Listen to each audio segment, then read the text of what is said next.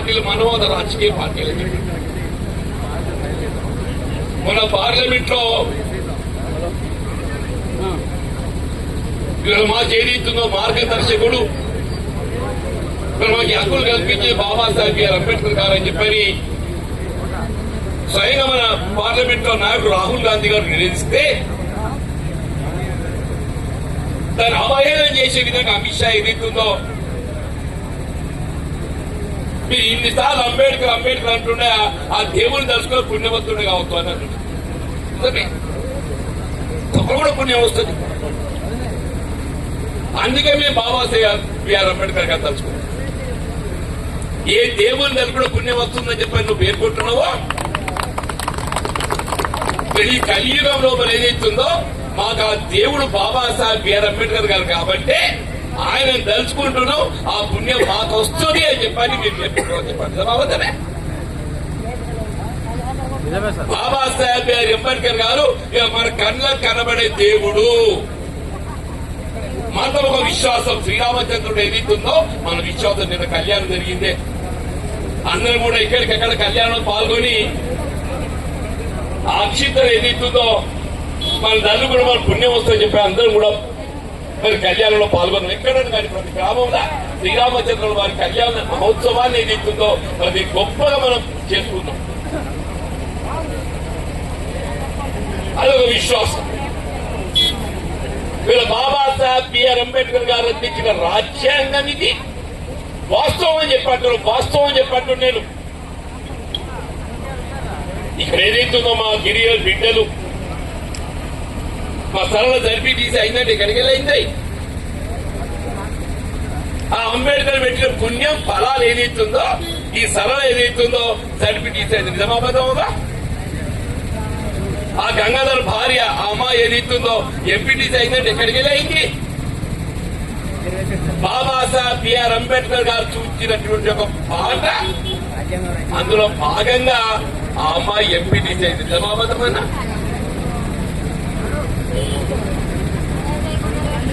ఉమ్మడి రాష్ట్రంలో పోడుగులో పట్టాలు ఇచ్చినవే. నాకు గుర్తు పెద్ద రత్నాకర్రావు గారు ఎమ్మెల్యే ఉంటారు ఇక్కడికి. నేను జగిత్యాలకి వెళ్ళి ఎమ్మెల్యే ఉన్నాడమ్మా. రాజశేఖర రెడ్డి గారు ముఖ్యమంత్రి ఉండి 10 సంవత్సరాల పైబడికి వెళ్ళి ఎవరైనా అటవీ భూములు సాగు చేసుకుంటుంటే వాళ్ళ పట్టాలు ఇచ్చే విధంగా ఏదితో పార్లమెంట్ లో చట్టాన్ని రూపొందించింది.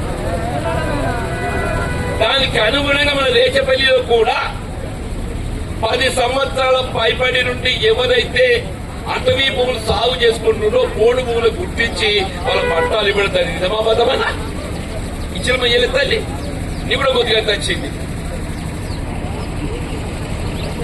ఏడుకెళ్ళి వచ్చిందా అది. బాబాసాహెబ్ బిఆర్ అంబేద్కర్ గారు ఏదైతుందో రాజ్యాంగంలో సూచించినటువంటి ఒక నిబంధనకు అనుగుణంగా అటవీ ప్రాంతం ఏదైతుందో పోటీ చేసుకుని ఎవరైనా సాగు చేసుకుంటే 10 ఏళ్ళ పైబడినట్టయితే వాళ్ళకి హక్కు కల్పించే విధంగా రాజ్యాంగం నిర్దేశించింది. ఎస్సీ ఎస్టీలే కాదే 15 వర్గాలు నిన్న అసెంబ్లీ శాసనసభలో ఏదైతుందో 42% రిజర్వేషన్ అమలు చేయాలని చెప్పని మనం చట్టాన్ని రూపొందించుకున్నాం. దానికి మార్గం ఎవరు చూపెట్టిండ్రు? బాబాసాహెబ్ బిఆర్ అంబేద్కర్ గారు అని చెప్పంటున్నాను నేను. మరి ఏ 29% మాత్రమే పరిమితమైన రిజర్వేషన్ మన జనాభాను పరిగణన తీసుకుంటే 56% ఉన్నది కాబట్టి 42% రిజర్వేషన్ సౌకర్యం కల్పిస్తే వాళ్ళకి విద్యా ఉద్యోగాలలో స్థానిక సంస్థల్లో ఎన్నికలు పోటీ చేయడానికి అవకాశాలు మెరుగవుతామని చెప్పని చట్టాన్ని రూపొందించుకుని ఎవరు చూపెట్టింది ఈ మాట మనకు? బాబాసాహెబ్ బిఆర్ అంబేద్కర్ గారు అని చెప్పారు. కేంద్ర ప్రభుత్వం ఏదైతున్నదో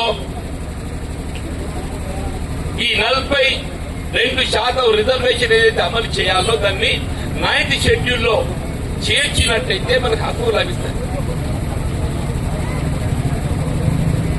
మోడీ అమిత్ షా గారిని ఒకటే అడుగుతున్నాం మేము, నువ్వు ఈడబ్ల్యూఎస్ రిజర్వేషన్ ఉన్నత వర్గాలలో కూడా నిరుపేద వర్గాలు ఉన్నారు, వారి విద్యా ఉద్యోగాలలో రిజర్వేషన్ ఒకరు కల్పించాలని భావనతోని నువ్వు 10% రిజర్వేషన్ కల్పించడానికి రాజ్యాంగాన్ని సవరించు. తప్పు లేదు, అన్ని రాజకీయ పార్టీ సంబంధించినవి. మరి బలహీన వర్గాలలో ఏదైతుందో మరి జనాభాకు అనుగుణంగా 42% రిజర్వేషన్ కల్పించాల్సిన ఆవశ్యకత ఉంటే దాన్ని 90 షెడ్యూల్లో చేర్చేటువంటి ఒక బాధ్యత మీపై లేదని చెప్పండి.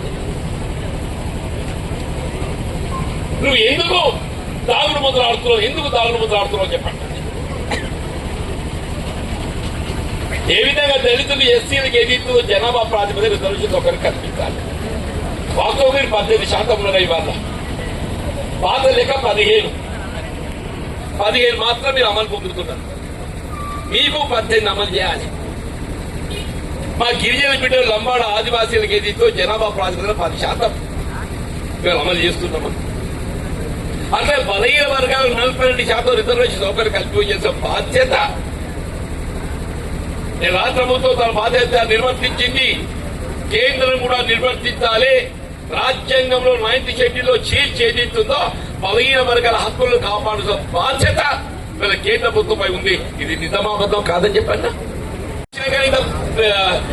మనం పట్టడన్న నింట్లో అంతంలో పరిస్థితి ఎట్లుండేనే.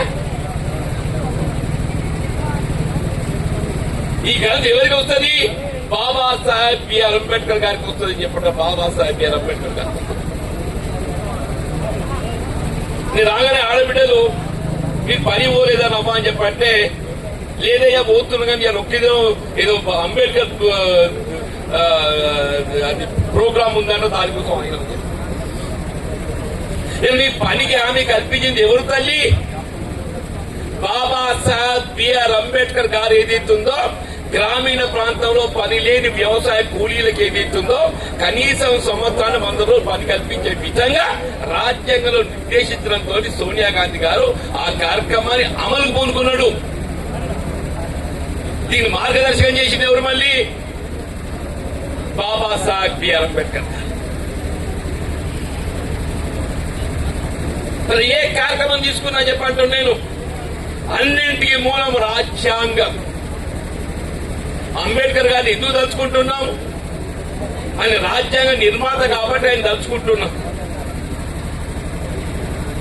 ఆ రాజ్యాంగమే లేకుంటే మన భారతదేశం వాళ్ళు ఇంత పటిష్టంగా ఉంటుంది. ఆ రాజ్యాంగ ఫలాలు ఏదైతుందో రాజ్యాంగం అంత పటిష్టంగా ఉండడంతోనే మనం అందరం కూడా మరి నిలదొక్కుంటున్నాం, కలిసి ఉంటున్నాం. ఇవాళ కూడా కొంతమంది ఏదైతుందో మళ్ళీ ఆ రాజ్యాంగ నిర్వహణ చూస్తుంటాయి. తెలంగాణ రాష్ట్రం ఏర్పడ్డది ఎక్కడికి వచ్చింది? తెలంగాణ రాష్ట్రం ఆర్టికల్ 3, 4 అనుగుణంగా ఏదైతుందో రాష్ట్రాల పునర్విభజన, గెట్టు మార్పిడి, అది కేంద్రానికి అధికారాలు ఇవ్వడంతోనే ఆనాడు కేంద్రంలో యూపీఏ ప్రభుత్వం సోనియా గాంధీ గారు తెలంగాణ రాష్ట్రాన్ని ఏర్పాటు చేసింది. సూచించినటువంటి ఒక ఆలోచన విధానానికి అనుగుణంగా తెలంగాణ రాష్ట్రం ఏర్పాటు నిజామాబాద్మే. తెలంగాణ రాష్ట్రం ఏర్పడిన 10 సంవత్సరాలు ఏదైతుందో మనం ఎన్నో సమస్యలు ఎదుర్కొన్నాం, ఆటుపోట్లు ఎదుర్కొన్నాం. తెలంగాణ ఇవాళ రాలేదు. 2014 వచ్చింది తెలంగాణ. ఇది 2025. 10 ఏళ్ళు గడిచింది తెలంగాణ. గత 10 సంవత్సరాలు ఏదైతుందో మనం ఆటుపోట్లు ఎదుర్కొన్నామంటూ నేను ఆనాడు ఏదైతుందో టీఆర్ఎస్ పార్టీకి చంద్రశేఖరరావు తెలంగాణ ఉద్యమ నాయకుడు భావించి ఏదైతుందో మరి ఆయనైతే పాలన బాగా చేస్తున్నాడని చెప్పి ఆయనకు అవకాశం ఇచ్చింది. 10 ఏళ్ళు ఏం చేసిండ్రు? వాళ్ళ దోపిడీకి పాల్పడ్డారు, అరాచకానికి పాల్పడ్డారు. పార్టీ గడిచిన 10 సంవత్సరాలు టీఆర్ఎస్ పార్టీ అరాచకాలను, టీఆర్ఎస్ పార్టీ దోపిడీలను అరికట్టే విధంగా పోరాటం చేసి ఎవరు అనంటే మా సోదర కాంగ్రెస్ కార్యకర్తలు అని చెప్పంటూ నేను రాష్ట్రంలో కాంగ్రెస్ ప్రభుత్వం అధికారం రావడం జరిగింది అని చెప్పంటే మా కాంగ్రెస్ కార్యకర్తల శ్రమ ఫలితం అని చెప్పంటూ నేను మీరు 10 సంవత్సరాలు చెమటోడ్చి టీఆర్ఎస్ పార్టీ యొక్క దౌర్జన్యాలను ఎదిరించి ఏనాటికైనా మా పాలన కాంగ్రెస్ పార్టీ అధికారానికి వస్తుంది. మేము అనుకున్న తెలంగాణ రాష్ట్రాన్ని మేము నిర్మాణం చేసుకుంటున్న భావనతోని మనం ఉద్యమించామని చెప్పి వాళ్ళు ఏదైతే రేచపల్లితో నాకున్న అనుబంధం మీకు తెలియదు కాదే. అక్కడ ఉదయమే రాజకీయాలకు అతీతంగా న్యాయవాద వృత్తులు ఉన్నప్పటికీ వెళ్ళి కూడా నాకు ఈ గ్రామంతో సంబంధం ఉంటాను. నేనాడు ప్రతిపక్ష పార్టీలో ఉండి కూడా 2014లో ఏదైతుందో నేను ప్రతిపక్ష పార్టీ సభ్యుడికి ఎంపికై కూడా నా వంతు బాధ్యత కాంగ్రెస్ పార్టీ యోధుడిగా, ఒక కాంగ్రెస్ పార్టీ సైనికుడిగా చెప్పండి, ఒక కాంగ్రెస్ పార్టీ సైనికుడిగా ప్రతి కాంగ్రెస్ కార్యకర్తకు అండగా నిలబడి జగిత్యాల నియోజకవర్గమే కాదు ఈ రాష్ట్ర స్థాయిలో ఏదైతుందో టీఆర్ఎస్ పార్టీ దౌర్జన్యాలను ఎదిరించి ఏదైతుందో వీళ్ళ కాంగ్రెస్ పార్టీ పాలన ఏర్పాటు చేసుకోగలిగిందని చెప్పారు. రేచపల్లిలో తాగునీటి సౌకర్యాలు 2 మంచి బాధలు అవుకున్నామే. ఈ భగీరథ నీళ్ళు హక్కులు నాకు తెలియదు కానీ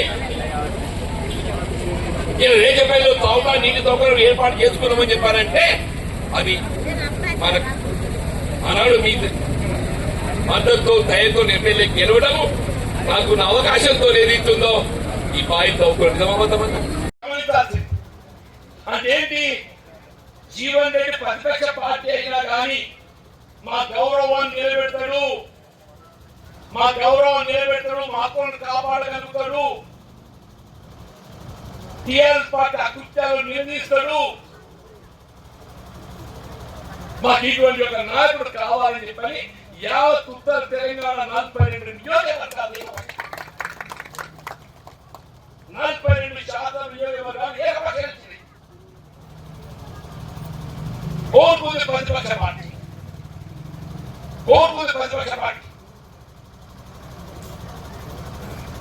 6 సంవత్సరాలు ఎన్నికల్లో నా బాధ్యత కర్తవ్యం నిర్వర్తించాను. శాసన మండలిలో నా తృప్తినిచ్చింది. అది ఏ అంశమే కానీ కాక, అది ఏ అంశమే కానీ కాక ప్రజల పక్షాన్ని నిలబడేదిస్తుందో ప్రభుత్వాన్ని నిలదీసే విధంగా ప్రతి అంశం మీద పోరాటం చేసిన ప్రతి అంశం పోరాటం చేసిన శాసన మండలి రికార్డు నివేదికల్లో అత్యధిక సమయం డిబేట్ చర్చ మాట్లాడగలిగే అవకాశం ఏదైతుందో 6 ఏళ్లలో నిర్మాణం ఈ కావాల జీవితానికి ఎమ్మెల్యే లేకపోతున్నావా? లేకపోతే మాత్రం నన్ను మీరు తక్కువ అంచనా వేస్తే నేను మాత్రం సహించనమ్మా చెప్పండి. ఊరి పేరు ఏం చెప్తామని చెప్పాలి. నేను ఊరి పేరు పాలేవా, నేను లేచిపోయి బస్సు ఎత్తా అని చెప్పిన బస్సులో కూర్చొని బస్సులు వచ్చింది తప్ప రేచిపల్లిలో త్రాగునీటి సమస్య ఉన్నది. అదిపల్లి గ్రామం వీడు త్రాగునీటి సమస్య తీసుకున్న బాధ్యత నా పేరు ఉన్నది. వీడు బాయి దగ్గర ఇక్కడ వీడి దగ్గర ఈమె రావండి సర్పంచ్ అది సగం ఊరికి ఇస్తుంది, ఇక సగం ఊరు అట్లే ఉన్నది. మా చేతి ఎత్తిపోయింది, నీ బిల్లు ఎక్కడ కట్టలేదా, ఊరు చేసిన ఉపకారం ఎక్కడ పోతున్నాయన, నువ్వు ముందు రాగా ధైర్యంగా అని చెప్పి తీసుకొచ్చి చెరువు బాయి తవ్వి గాజులు వహించేది ఉందో రేచపల్లిలో భగీరథ నీరు లేకుండా కానీ త్రాగునీటి సమస్య